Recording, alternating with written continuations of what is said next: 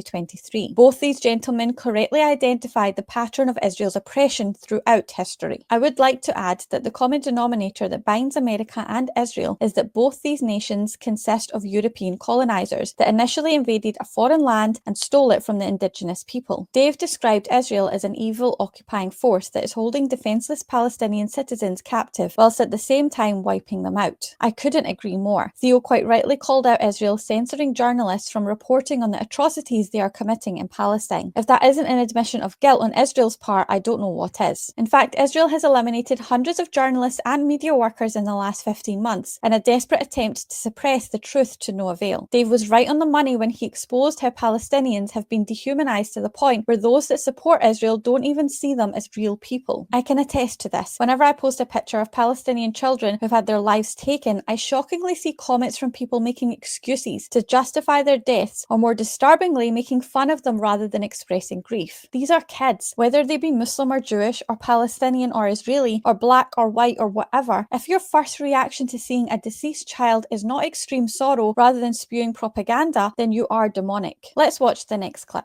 I'm not an anti-Israel guy. That Netanyahu guy, he gives me this vibe that it's evil, right? And it's not something I am making in my head. It's something that starts inside of me. I mean, what he's doing to these people is like, it's the most inexcusable, just horrific thing in the world. I read a quote somewhere that the Netanyahu guy, that his father said that, oh, he didn't like Arabs, right? And he didn't like the essence of Arabs. That's the same type of shit it seemed like that he would have said. It just makes me sad. And the biggest thing, it just breaks my heart. But yeah, some of that shit, it just hurts me. Think about how many children have been, how many kids have been killed over there? I mean, the estimates I think have been so far, they're like undercounted. I think a lot more people than we initially thought are dying. The estimate was that 2/3 of the dead were women and children. But Gaza is